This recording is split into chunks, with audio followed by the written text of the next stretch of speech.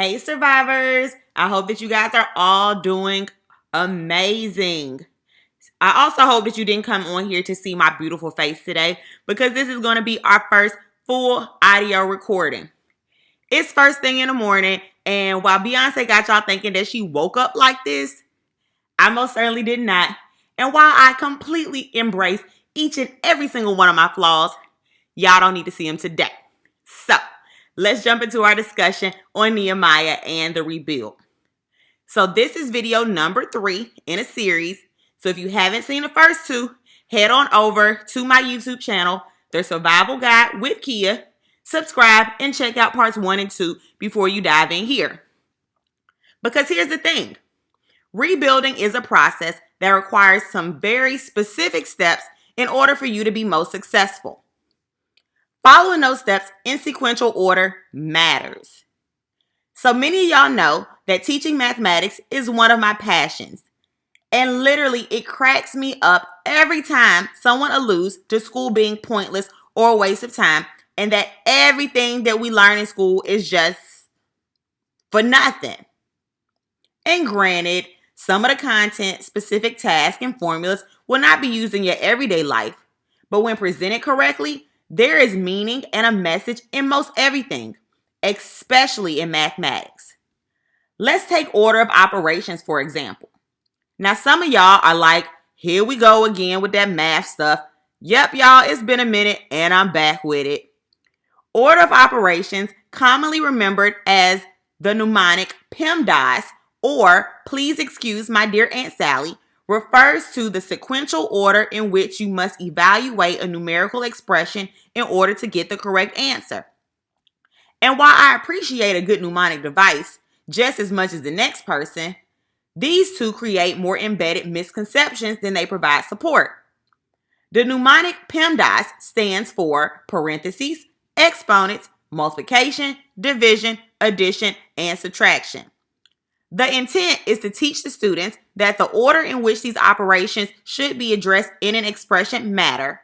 However, in actuality, to accurately evaluate a numerical expression, you must have an understanding that multiplication should not always be completed before division.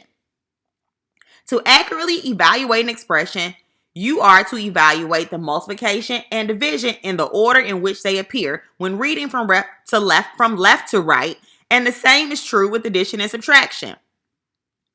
What I'm learning from my study of Nehemiah is that the order in which things are done really matters.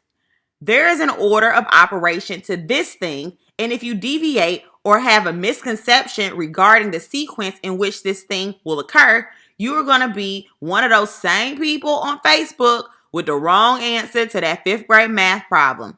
And deeper than that, just like their deviation resulted in failure to identify the accurate solution, your attempt to rebuild may fail as well. So, let's quickly recap as we continue on our journey with Nehemiah. In chapter 1, Nehemiah learns that the walls in his precious hometown have been demolished. First thing that he does is cry. He allows himself to feel his emotions so that he can press on with a level head. Next, he fasts and prays. He ensures that his desires are made known to God, and he asks him for direction, wisdom, and protection. After talking to God, he goes on to the king to get his blessing. And not only does he get his blessing, he gets some tools that are going to make his journey easier. I don't know about y'all, but I struggle with asking for permission. But Romans 13:1 reminds us that everyone must submit himself to the governing authorities so that there is no authority except that which God has established. The authorities that exist have been established by God. So part of the order of operation in Nehemiah's rebuild was talking to the king because God stamped that thing first, the king stamped it with no issue. Then we moved on into chapter 2, still in the book of Nehemiah. In the first 12 verses, as Nehemiah is traveling to Jerusalem, we learn that everyone in your circle doesn't get to go everywhere you go. The king sent Nehemiah with an army, and while they may have played an integral role in getting him safely to Jerusalem, and they may even provide him support later in his journey, there are some parts of the assignment that you have to go at alone. So today, we're going to finish out chapter 2, beginning at verse 13. And it reads, By night I went through the valley gate towards the jackal, well, and the dung gate, examining the walls of Jerusalem, which had been broken down at its gates, which had been destroyed by fire. Then I moved on towards the fountain gate and the king's pool, but there was not enough room for my mount to get through. So I went up to the valley by night, examining the wall. Finally, I turned back and re-entered through the valley gate. The officials did not know where I had gone or what I was doing because as of yet I had said nothing to the Jews or the priests or the nobles or officials or any other who would be doing the work. Then I said to them, You see the trouble we're in? Jerusalem lies in ruins and its gates have been burnt with fire.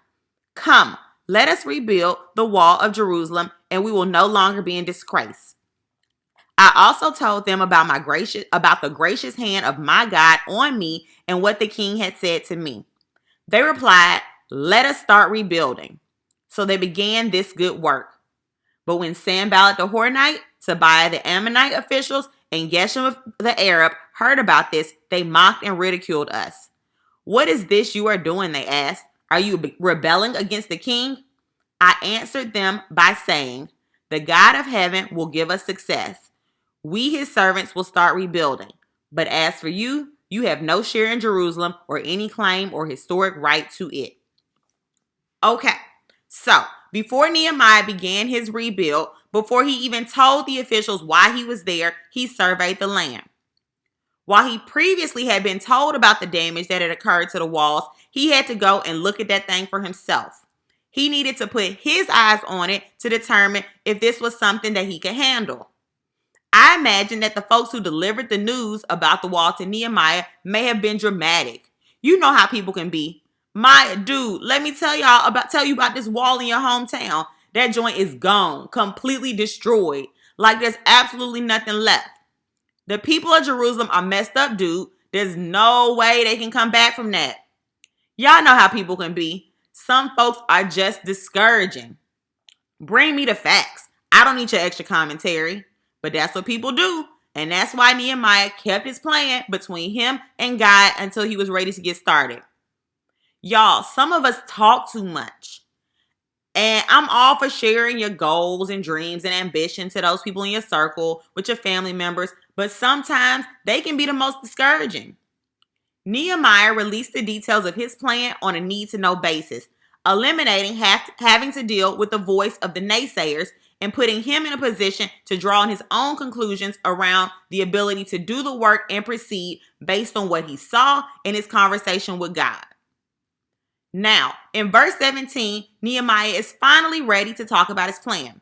He shares with the priests, the nobles, and the officials that the wall can and should be rebuilt. Y'all note that he still is selective about who he tells. But even in that space, here comes Sanballat, Tobiah, and Geshem mocking and talking junk. What I tell y'all, there's always going to be some smack talkers. But get this. Nehemiah closes out chapter 2 by telling them, The God of heaven will give us success. We, his servants, will start rebuilding. But as for you, you have no share in Jerusalem or any claim or historic right to it. Anybody ever told you that in order for someone to bring you down, they have to be positioned below you? It's the law of gravity, y'all. And I'm not talking about position like a job or a title. I'm talking about mindset. I'm talking about connection to Christ. I'm talking about peace of mind.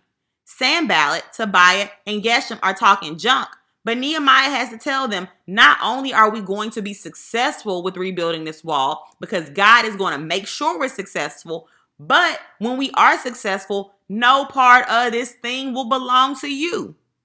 Y'all ever had someone try to take credit for the thing that God allowed to be birthed through you? And not just anybody, but one of those jokers who was making your life difficult, talking behind your back, doubting that you could carry that thing to term. And then when it gets here, they want to put their name on it like they did something. She did that because of me. I built her. That's my protege. Please. Some of us, myself included, got to do a better job of letting people know from Jump Street that they don't have any claim on this thing that God gave to us for the advancement of his kingdom. Y'all, Nehemiah is strategic. Everything that he does in preparation for this rebuild is a contributing factor to why it is successful. As we prepare to enter chapter 3 with Nehemiah, and as you get closer to your own rebuilding season, remember the order of operation matters.